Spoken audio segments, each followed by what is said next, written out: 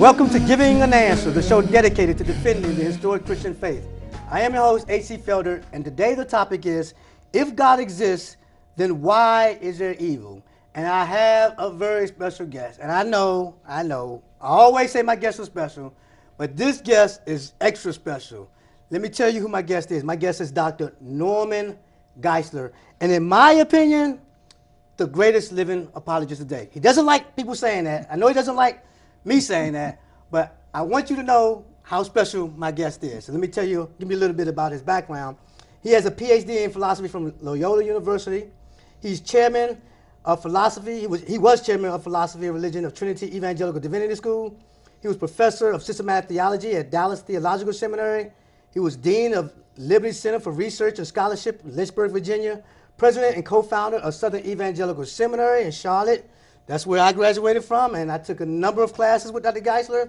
He's debated numerous people on numerous topics. He's authored maybe like 70 books or something like that on logic, philosophy, and apologetics. And you can find out more at his website at www.normgeisler.com. Welcome to the show, Dr. Geisler. Nice to be with you. Forgot the most important thing. I'm now Distinguished Professor of Apologetics at Veritas Evangelical Seminary in Southern California. Oh, yes. This is new to me. You just started this up, right? Yeah, one of the SAS graduates, Joe Holden, is president, and I just started a brand new seminary in Southern California. It's off and running already. It's called Veritas Evangelical Seminary, veritasseminary.com on the web. All right, great. More apologetics. The world needs more apologetics. Amen.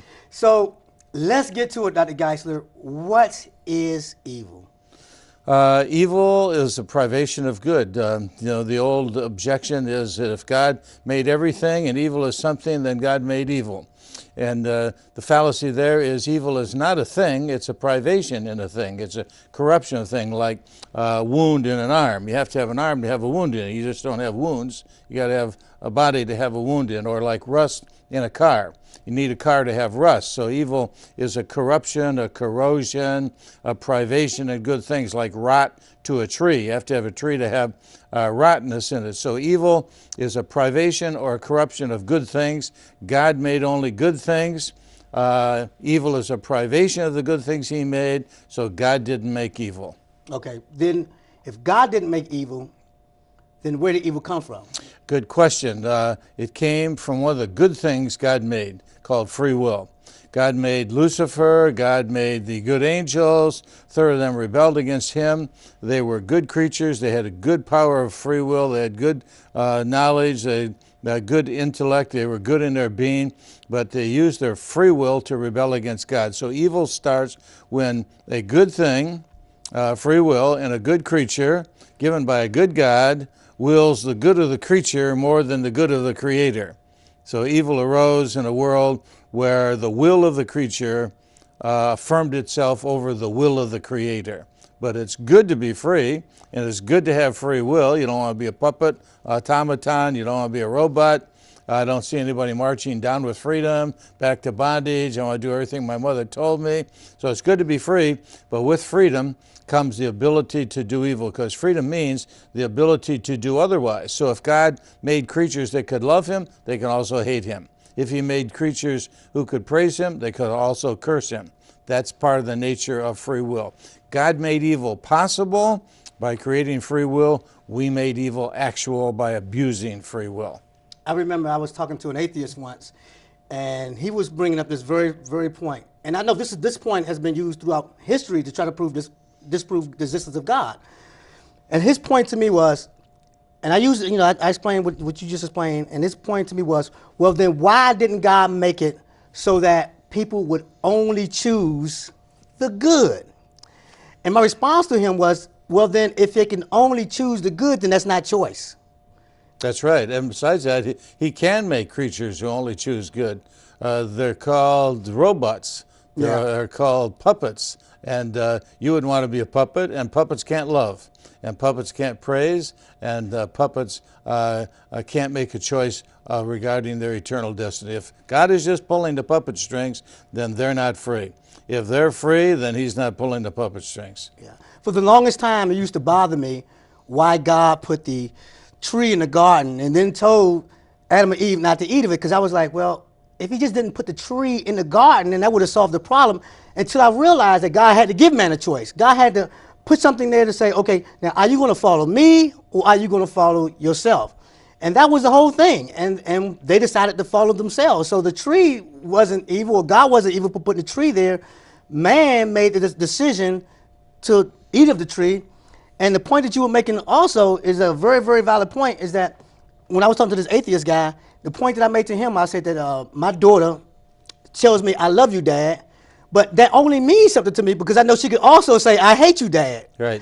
And because she decides to love me out of her own free will, then that means a lot to me. The same thing with God. Because we decide to love him out of our own free will, then that means something to God. It would mean absolutely nothing to God if he had to make us say, I love you. That means nothing. And anybody can make creatures who automatically love them, but for creatures to freely love you is something that God desired, and he desired to share his goodness with them. God is free. God is good. He made us good. He made us free. Unfortunately, in our case, we have the freedom to do evil. God only has the freedom to do good, but someday in heaven we're going to have the freedom only to do good, which is the highest freedom, the freedom from evil, not the freedom to do evil. Yeah. And here's the question then. Here's the crux of the question. I'm gonna put it plainly as I can. If God is all loving and all powerful, then why does evil exist? The fact that it exists indicates that he is either not all loving because he refuses to defeat evil, or he is not all powerful because he cannot defeat evil. It's probably the best objection ever rendered against God. More atheists because of that argument than any other single argument that I know of. And it's probably the easiest thing to answer. If God is all good, he would defeat evil. If he's all powerful, he could defeat evil. Evil is not defeated, therefore there is no God. Now, what's wrong with it is the third premise. And they forgot one word, yet. If God is all good, he would defeat it. If he's all powerful, he could defeat it. Evil is not yet defeated, therefore there is no God doesn't follow, because he might defeat it later tonight or tomorrow morning or next week. You can't stop me in the middle of my sentence and say, that doesn't make any sense. You got to finish the sentence. God's not finished. And the very fact that it says evil is not yet defeated implies that it may one day be defeated. And if you turn the argument around, here's how it comes out. If he's all good, he would defeat it. If he's all powerful, he could. He hasn't yet done it. Therefore, it will happen. How do we know? Because he's all good and he wants to, and he's all powerful and he can. It hasn't yet happened. So mark it down. It's coming. That's a very good answer. But then I guess the confusing thing is that you answered this question in like a minute, but this question has been an objection to Christianity for centuries, if not thousands of years. Why has this objection stood for so long, and why does it continue to stand? Well, because Christians haven't taken seriously the Bible when it says, give a reason for the hope that's in you. Answer every man who asks you, 1 Peter 3:15 and Colossians 4:6. There are answers, and we're to bring every thought captive to Christ, 2 Corinthians 10:5. And we haven't dedicated our minds to God. We give our hearts to him, and we feel better because of it. We haven't given our minds to him. There are good answers. Come now, let us reason together, saith the Lord. And the answers are sufficient to answer the question of any skeptic on any topic. It's just our obligation to find it. I've heard you in class. Actually, you taught a class on this, and I was privileged to take the class. And you taught about the different options that God had when he created the world, and how evil played into that, how he could make a world where there was no evil. And your conclusion was that this was the best of those worlds. Could you explain that a little bit? Yeah, God was free. You know, God knew everything, so he knew what was going to happen. He was free, so he didn't have to create the world. He didn't need it. There was no need in God. He's absolutely self-sufficient. He created the world only because he wanted to, not because he needed to. Just like he wants us to love him. He doesn't need love. We need love, but God doesn't need love. He's totally sufficient in himself. So he just created because he wanted to share his goodness and his glory with us.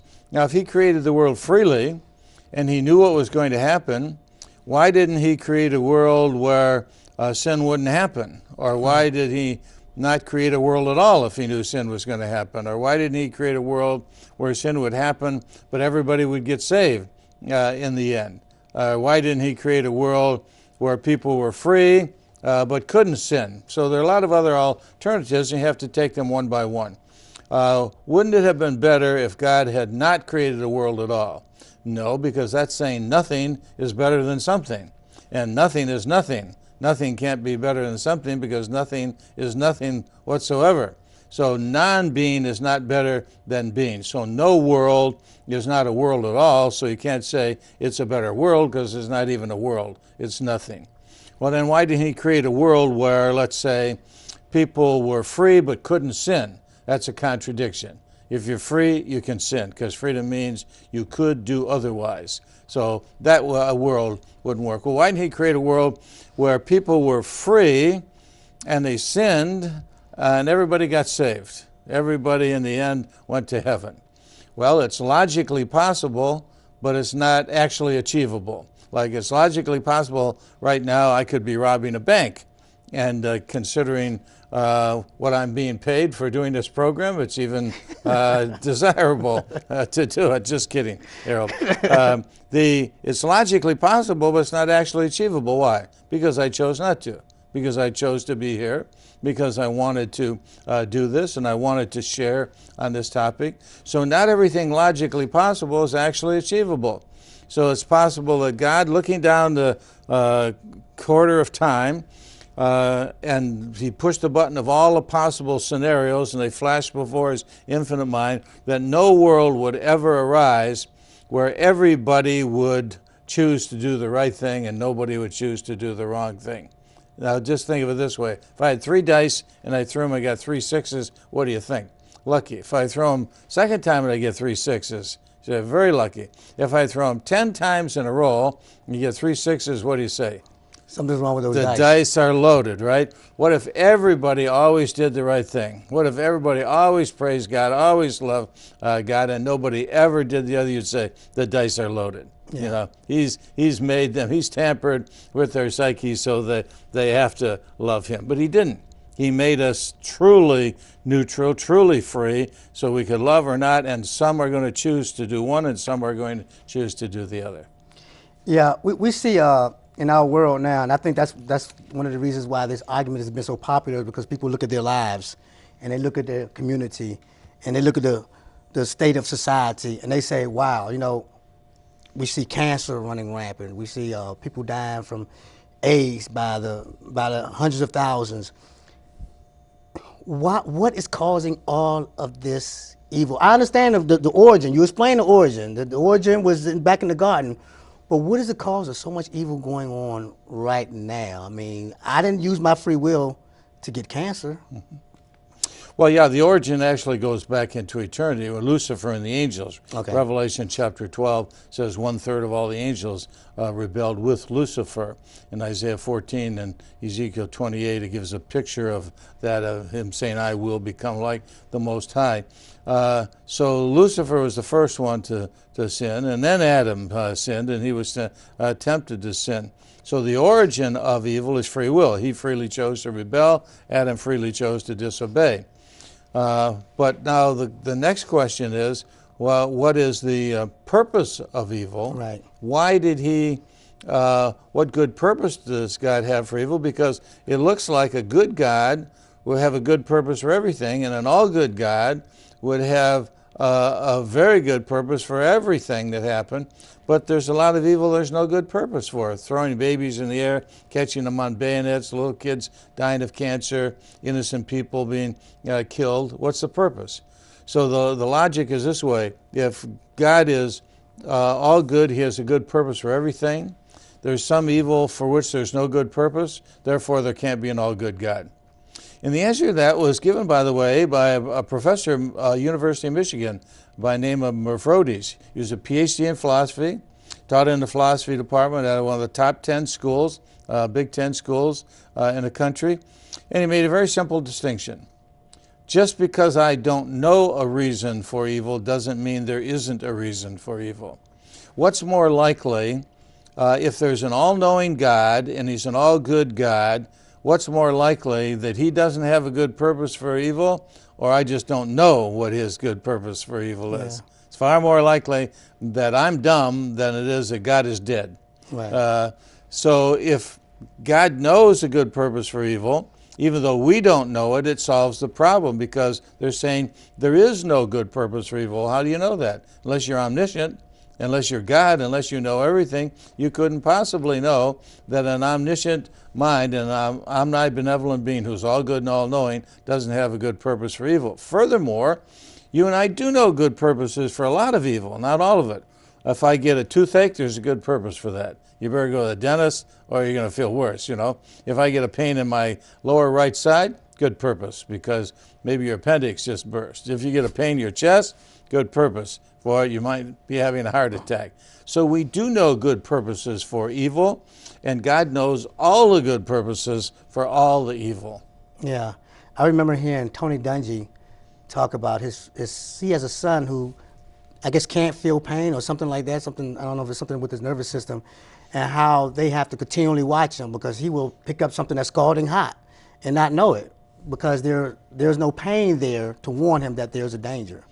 As a matter of fact, there's a Christian doctor who did research on that very topic, and he did it on the people who have leprosy, because you see these lepers with no fingers and no toes, and you say, well, that's a terrible disease. It eats your fingers and toes. No, it doesn't.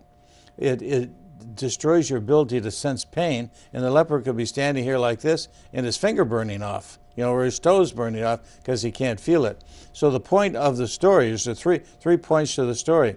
First point is pain is God's way to keep us from self-destruction. Yeah. Second thing is they hooked up a little bleeper system to the lepers, so when they got near fire, it would bleep. And they found out it didn't work because it wasn't strong enough.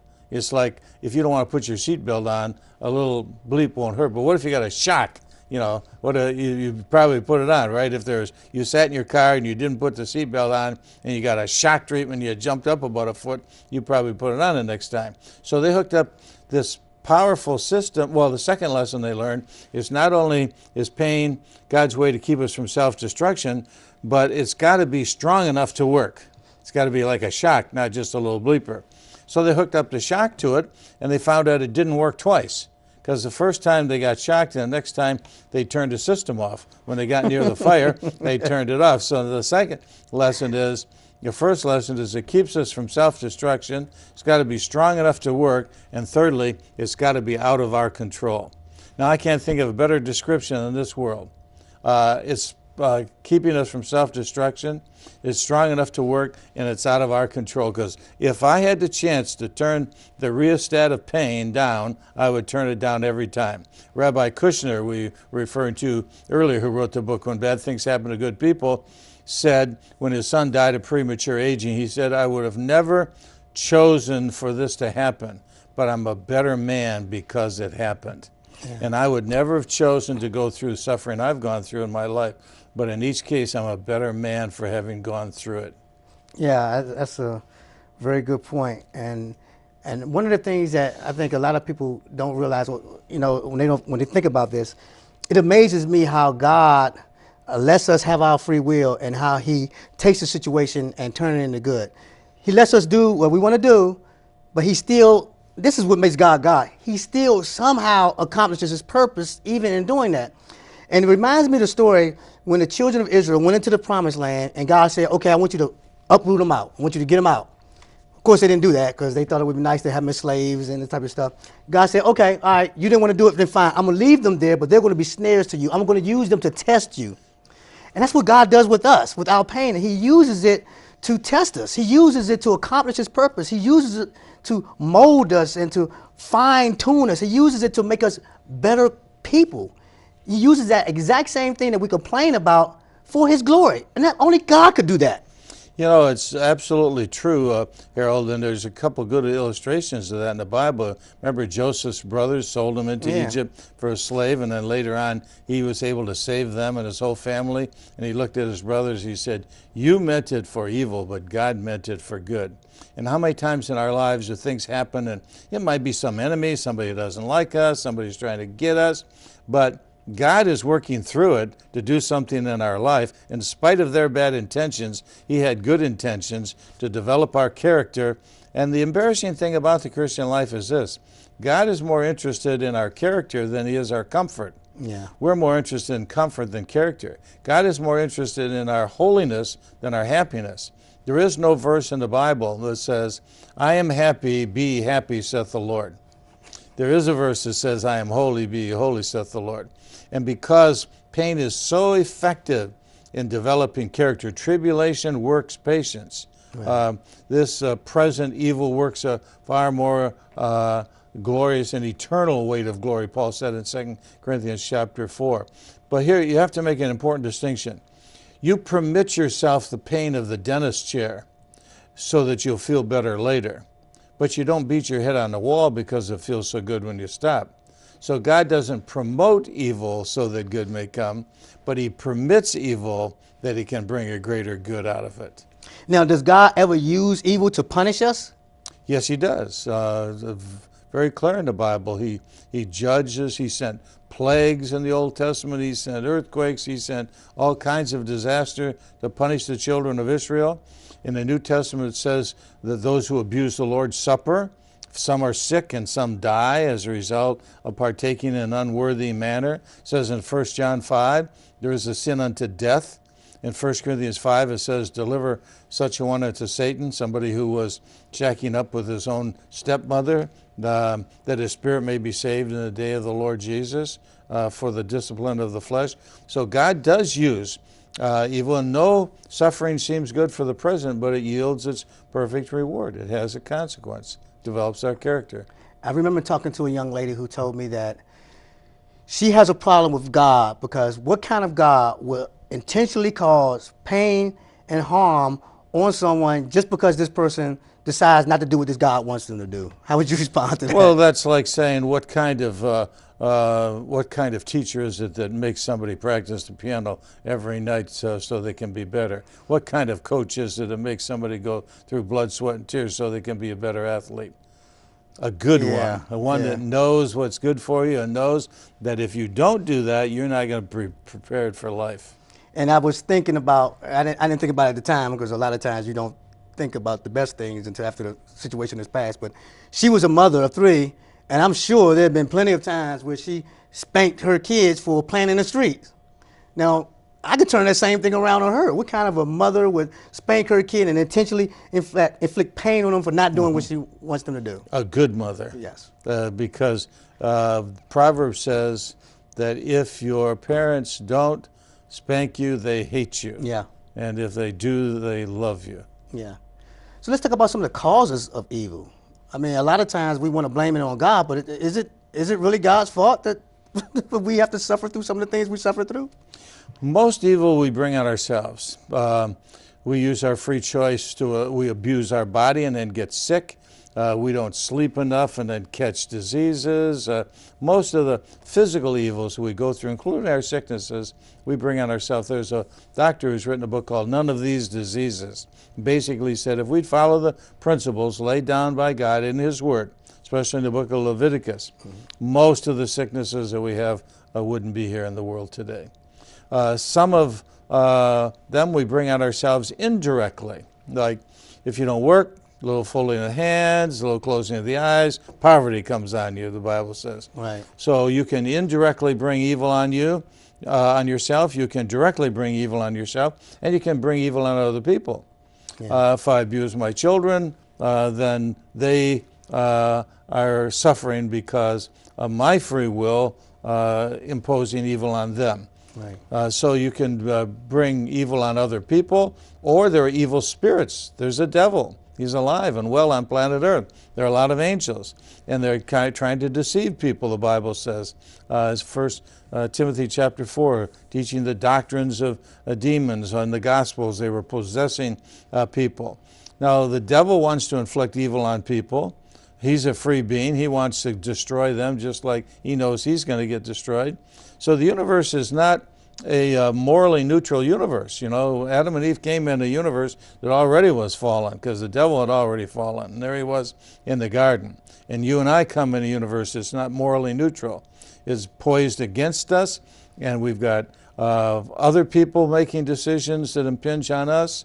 We've got ourselves making decisions that impinge on our suffering, and we got evil spirits making decisions. And we had Adam, who fell, and by one man sin entered the world, and death by sin, and death passed upon all men, and the whole creation was subject to bondage because of his fall, Romans chapter 8. So you combine all those things together, and you've got our world. Yeah, and I hear people a lot talk about, you know, for instance, in a rape or in a abduction of a child or something like that. We hear someone say, well, then why didn't God do something? Why didn't God prevent this? Where was God when all this was happening? And the thing that I think people don't realize is that what was God to do? Was God supposed to intervene and remove that person's free will and not allow him to do that? Because if God did that, then that person was not free. Then that person was not a person who was made in the image of God, because that's what we all are. We all have free will, and that's part of our free will. But that person has free will just like we have free will. Just like we have free will to do good to people, we also have free will to do evil to people. Just like I love it when someone does good to me, that also allows for the fact that someone could do evil to me. And though it's a hard thing to accept and it's a hard thing to try to come to terms with, that's a reality.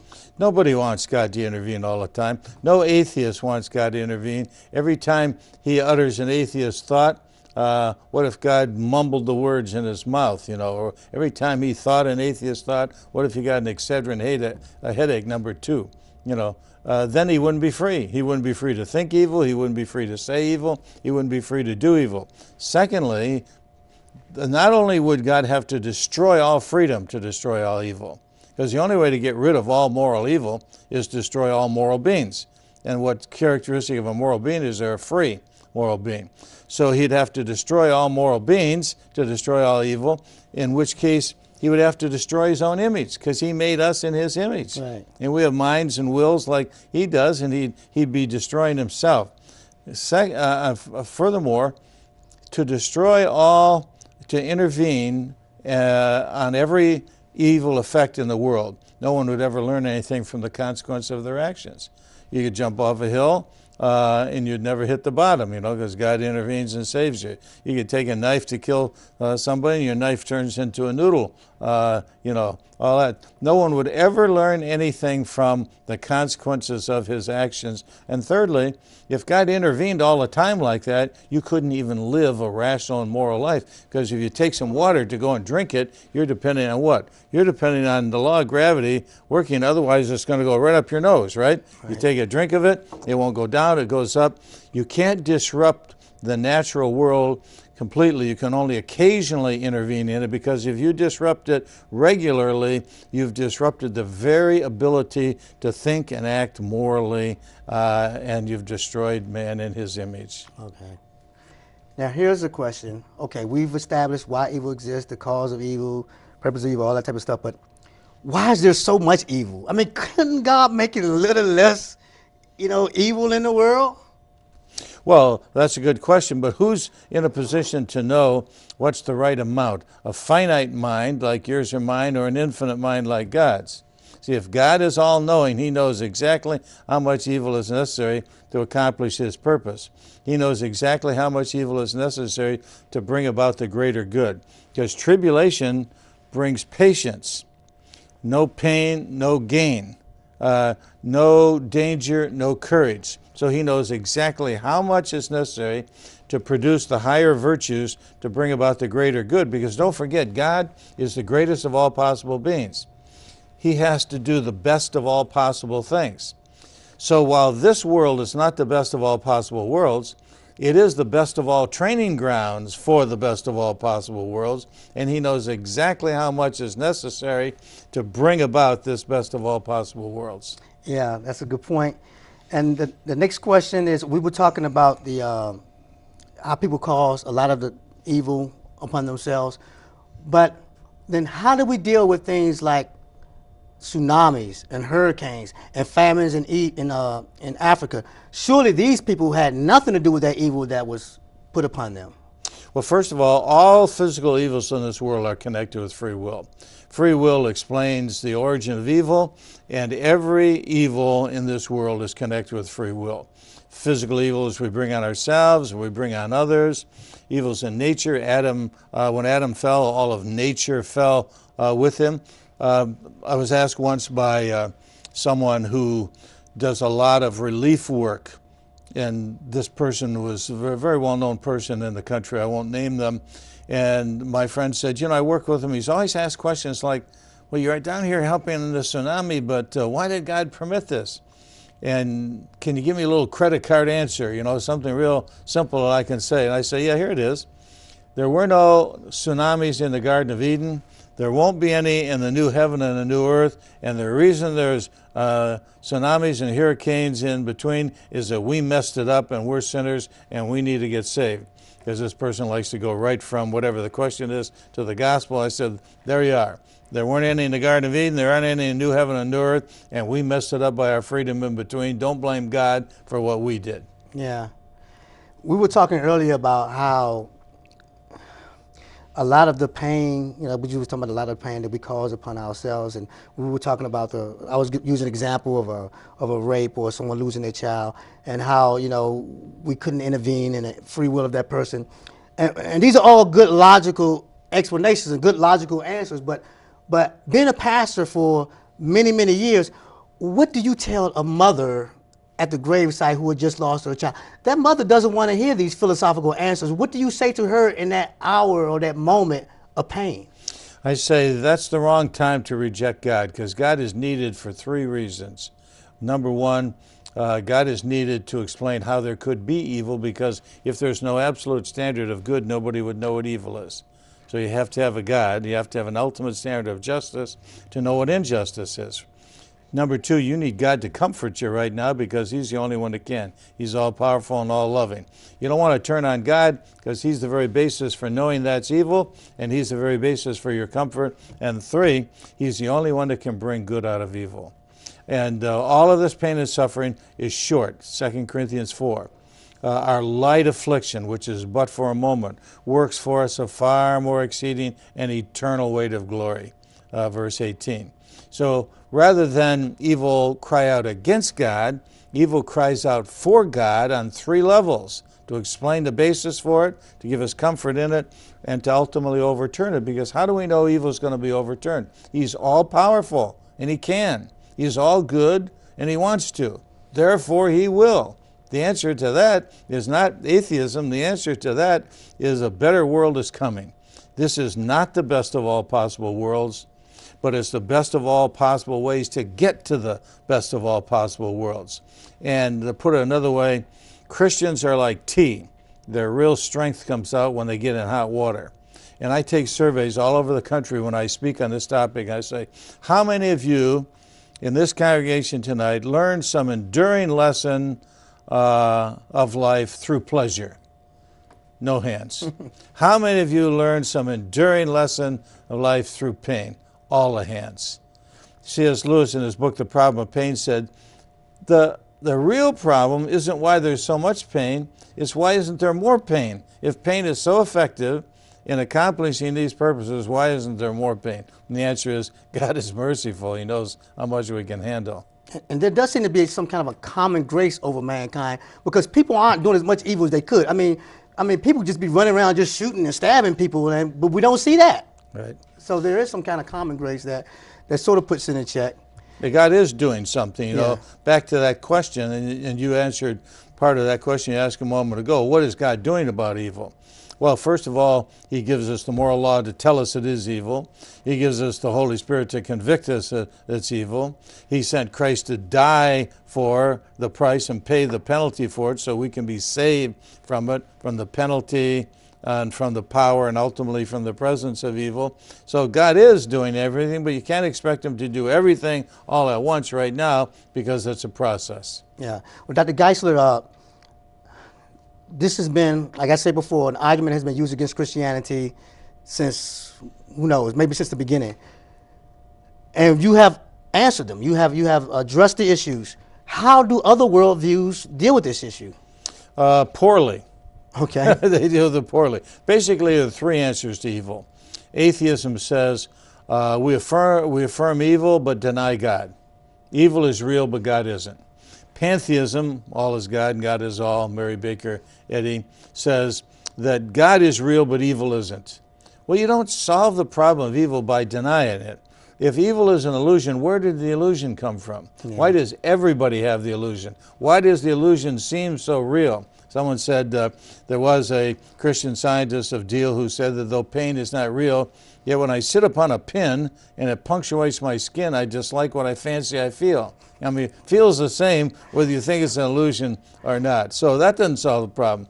Atheism doesn't solve the problem of evil. In fact, C.S. Lewis and J. Budziszewski and many other atheists have become believers through the problem of evil because C.S. Lewis said, I started thinking about it. How do I know there's injustice in this world? Injustice means not just. So I'd have to know what justice is. How do I know something's absolutely unjust, like hatred or bigotry or intolerance or racism? How do I know something's absolutely unjust? I'd have to know what's absolutely just. But if there's an absolute moral law, there must be an absolute moral lawgiver. Right. So evil doesn't cry out against God, it cries out for God. And J. Budziszewski became a theist the same way. He said, the more I thought about evil, the more real it was, and the more real it was, the more I couldn't account for it unless there was a God. Yeah. Well, Dr. Geisler, I thank you for being on the show. Talk with me about, if God exists, then why is there evil? How can people get in touch with you or contact you if they want to? www on the net, normgeisler.com. Okay. Well, Dr. Geisler, that's it. And that will end this episode of Giving an Answer. Be sure to join me again next time. And until then, goodbye and God bless.